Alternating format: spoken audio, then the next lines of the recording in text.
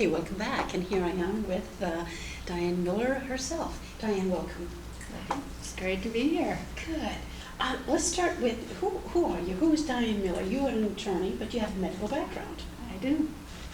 Yes, I'm an attorney. I got my law degree from Hamline University in Minnesota, and I also have a chemistry degree from St. Teresa's College in Minnesota, and then I graduate studies in immunology over the years and went to law school at the age of 40. Now I'm in my 70s, so I guess it's been a two profession lifetime, yeah. So when Dr. Fauci, hesitate to call him doctor, but when Dr. Fauci talks, you understand what he's saying. A lot of people don't, and so they believe what he says. Because if you don't know anything about immunology or cardiology or anything like that, you don't know. You believe what they tell you. You actually know. What do you think about what he's saying? Well, there's a lot of controversy about what he's saying, and that is sad to watch as somebody who has been in the science field, and I've done research in science and worked in hospitals, and I am very sad about the lack of integrity about what's being said. And the changing of one thing to the next, it's like stirring soup or something instead of regular science. So what type of research did you do? In my undergraduate, I did research on bismuth triacetate, so it was an organic compound in Iowa. And later on, as I was a medical technology, I pretty much focused on doing immunology and hematology graduate courses to be better at what I was doing, diagnosing things in the hospital. Well, that's fascinating. So what made you go from the medical field into the legal field? Well, I always ended up, I wanted to go to medical school, but every time I thought about going to medical school, something would happen in my life that would be political. And I always ended up in the concept of the politics of healing instead of healing itself. Like I had a relative that was very sick and they wouldn't give alternative approaches, and I was very sad that they were not open to an alternative approach to what was happening, and they passed away, and that kind of got me thinking, well, who decided that, and so I was always right there with the medical things, but I always was concerned. Like one time I remember as a med tech, I saw a child come in that had had surgery, and then they broke out in this complete hives all over their body, and then they died of supposedly a leukemia that was acute within 2 days. And I thought, now why did that child get sick with leukemia after having a surgery on a broken leg? Maybe it was a drug reaction, and I'd always be kind of curious about the things I saw in the hospital. And so I noticed, I guess eventually I realized I was more interested in the politics of healing rather than, I'm obviously very interested in healing, of course, but I always wondered about whether the conventional model was addressing all of our needs. And so I joined a co-op and started eating organic food and joined Is it really that big a difference between regular food at the supermarket and the organic? Because I keep hearing organic and it's so much more expensive. But is it really? Is it? Oh yes, you can have children that have very many symptoms of bad health and put them on organic food and they're better in like 3 weeks. Really? Yeah, it's one of the things that I was told when I was young was like they had 16 doses of pesticides on a peach tree before you actually got the peach, and I thought, wow, they've been spraying these peaches so they look really great, but an organic peach doesn't have you wash them? I wash everything with soap. Yeah. And Hulda Clark used to talk about how to get the pesticides off of your, fruit, and which ones you could get it off of, and which ones you couldn't. I read a lot of her books, but yeah, organic food is just absolutely necessary if you want to be healthy. Now, what about alkaline water? I have a very close relative of mine, and he doesn't want me to mention. He's very private. His wife has a degenerative condition. Next thing we know, she's got clots in her lungs, and they didn't want to elaborate. But from the moment he found out about her condition, they changed all their diet to an alkaline diet. Alkaline water, The little girl doesn't have many sweets, they don't have cakes, they don't have sodas, that sort of thing. Mhm. That's very helpful. I don't think we realize how important diet is, Right. isn't it? Food is medicine. Food is That's medicine. the number one medicine. Food Or is a killer, medicine. depending on what you... Right, right. Absolutely. What No. you put in your body is, and that's why, the toxins that you put in your body are one thing, and then the food that you put in your body, if it is toxic, it's a double toxic. But if you have good food, but you're still having toxins like furniture polish or, whatever it is that's in your environment, you have to also kind of learn about regular ways to detox toxic things. And so every morning I have a parsley smoothie, with apple cider and parsley and lemon and ginger and olive oil, just to help my liver stay detoxed. And I just think just learning basic things about detoxification is important in addition to organic food. Indeed, indeed. I want to talk about, you are the director of the law, it's a mouthful, director of the Law Public National Health Freedom Action. What is it? Well, it's a national organization that helps states pass laws that the citizens want to see passed, basically. That's what it's a lobbying organization, it's 501c4. And we believe that people should have access to whatever they need to be healthy, to stay healthy, and the right to make those choices. And so we help people pass laws. We help them oppose laws, support laws, bills. We teach people how to write laws. We have an attorney staff of 3 attorneys, and all we do is coach citizen groups on how to address the laws in their state and make them look like what they want. Most people would say, but I thought the legislator is the one that writes the laws, and they do.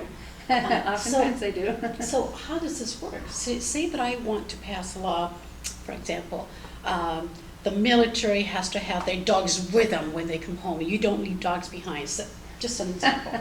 I mean, what they did was horrendous. 51 dogs, they just let them loose. Terrible. No, that's not good. What happens? So there's federal laws and there's state laws, and our organization focuses mostly on state laws. So the leaving dogs behind in the federal military would be a federal law. Yeah. We have done formal comments into federal agencies to oppose some of their rules and stuff, so we have been involved in federal issues, and we've been in international codex meetings for food safety. But in general, the majority of our work is state work. So if you wanted to say all dogs that are with military members in my state have to come home, how's that sound? But anyway, I like to remind people, and somebody told me this 30 years ago, regular people can make laws, and I took it to heart, and it is true that our laws are basically what people want the laws to say, and then you just take that law and you give it to a legislator and said, would you pass this bill? And so otherwise, if people don't come, then corporations come, or agencies come and say, an agency head might say, we need a law to make sure that these people, have blue cards or whatever. So the agencies bring laws forward, the legislators themselves bring laws forward, but I mostly work with people that want laws that aren't being addressed or that aren't being thought of or introduced by legislators. Indeed. So if we had a group of, say, your system is say maybe 6 people, 5, 6, 7, 8 people, and we felt very, very strongly, how do we contact you? We go to your website and contact you? Right. You send us an email and you say, I have 5 people in Illinois and we want to work on a bill. And we mostly work on health freedom bills, so anything that would protect your right to, your own bodily autonomy, or practicing the healing arts, or something about health and freedom. And so we would get together with you and say, we're here, we'll do a Zoom call with you most of the time. We have some groups that we like California, the California Health Coalition Advocacy Group in California. We've been meeting with them every Thursday for 4 years. And they're just a group that have learned how to draft legislation, get the legislative people interested in it. They've raised money for a lobbyist. Because California is so big, they didn't do their own lobbying, they got their own lobbyist. But we meet and kind of try and guide them, mentor them in how to draft laws, where do they go next, you know, who do they send it to, what legislator would be the best to give it to, how to pick a legislator to move the bill, what kind of position they have. Who do you go to? What legislator? Do you vet these people? Who, somebody that... Well, oftentimes in most states there would be a majority party. And so the majority party often has more power to move bills. So when you're choosing who to send a bill to and be your champion at the legislature, you kind of have to figure out, first of all, are they a champion because they love your issue? That's really important, so they don't, you know, stick it under the table. Are they an honest champion? And secondly, do they have the power in the legislature to move a bill? Do they have enough the collegiality? Sometimes you don't really have to be in the right party. You just have to be a person that's good relationships with both sides of the aisle. And so choosing a legislator that's a champion is a big conversation in those groups, depending on the state, depending on the party that's going forward, you know, depending on the history of that state and what kind of laws they already have. So it's a complex conversation, and citizens get to have that conversation. Interesting, because politicians are not very popular these days. Mm-hmm. So how do they react when you approach them? But now we know that you can approach this person. Are they enthusiastic? Are they pessimistic? Say, look, I'll do what I can. Let me. How do Some are saying, absolutely, I'll take it forward. Give me your bill. They might not even have the power to get it moving, but they want to take a bill because they want to respond to their constituents. Other ones say, you know, I don't have the power to take this forward, but this is who I would recommend you give it to move it. And it is just really is different in every single state and every single conversation. So we do have some heroes. Yeah, some legislators will do it because they have a very good relationship with a constituent. And that's how they get it moving, you know. So it's a conversation. I guess the people that are in the group are constantly learning if they haven't been involved in lobbying or making bills or drafting laws. A lot of times they don't know what to do, but they love being in the conversation of learning how. So. Yeah. We have here righttorefuse.org. What is the right to refuse? And do we actually have the right to refuse? Because here in Illinois, they're not saying, I know a young lady who is doing home care. She's going to school. She wants to be a therapist. And she's invested a lot of money, effort, time in her studies. And they forced her to take both shots. I said, but you didn't have to, because if I want to finish, I have to. Right. So we're at a time in history when people are being asked to do something they otherwise would not do to their bodies, and they're being coerced. So you're right, she has the fundamental right. They did not force her to, they coerced her to. There's a very big difference in the American vocabulary. So we have a fundamental right to resist this. We can walk away from our jobs, we can, unless we're deathly sick with a contagious disease and need to be quarantined, we have the right to walk away. And so people need to understand that we're at a time in history when this is a fundamental premise of our country. And if we allow ourselves to be coerced and not stand up for our fundamental right, our country will collapse. We can't afford to let that happen. So what that does is it puts the citizens of the country in the position of being soldiers. So they're not asked to pick up a rifle, they're asked to leave their job. Same thing. Okay, I'm going to leave my job and I'm going to find an employer that is respectful of my sovereign fundamental rights. So people have to understand that they're being asked to be soldiers for the country. And a lot of people aren't there yet. They're not there. They'd rather take the jab. And maybe they'll have an adverse event, and maybe they won't have an adverse event.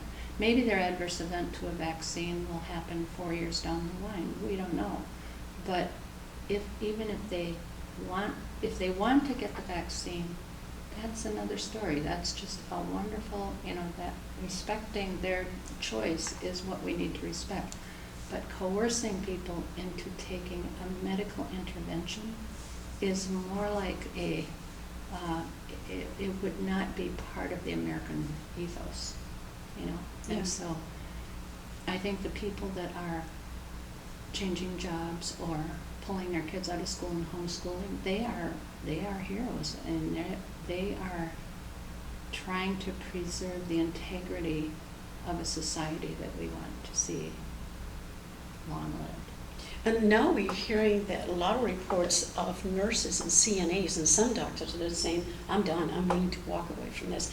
When you say here, are you concerned about vaccine mandates? This mandate, I'm hearing, is against HIPAA, it is against the Constitution, and it's against the Nuremberg Code. And yet these people are just totally unconcerned. The government has put it on the companies. So if you work for my company, I'm going to be fined if you don't take the jab. What's the constitutionality of this? People are just like, what's going on here? Right. So it's forcing our country to use all three arms of the government. We have the legislators, we have the governor, but now we have to use the courts to figure out if our Constitution is going to stand up. And some people aren't very optimistic about the results of our court systems right now. But that's all we have. The design of our country is in jeopardy right now. And so if they have a problem, they should be using the court system, and there should be very good, solid constitutional arguments. That's our fallback when things aren't working for us, are the court systems. So let's see how we do. Some of the cases are doing very well. There's getting temporary restraining orders from corporations, universities. No, you can't do that. Some of the cases are really good. In other cases, the courts are not wanting to hear the case. They'll shelve it in the Supreme Court. The Supreme Court's not hearing some of the cases. And so we'll see. We don't really know what's going to happen, but we need a lot of lawyers right now. Everybody should be taking the case forward if they're not able to get what they need, I think. Yesterday we mentioned when you were on the panel about the cases that you are successful in, and you are talking about this. Can you tell me a little bit about the cases that you are finding success with?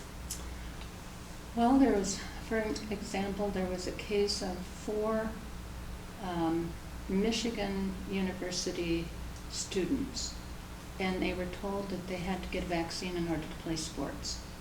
And so they got a lawyer, and they went into court and got an ex parte with just them present, a quick temporary restraining order, so that the university couldn't do that to them.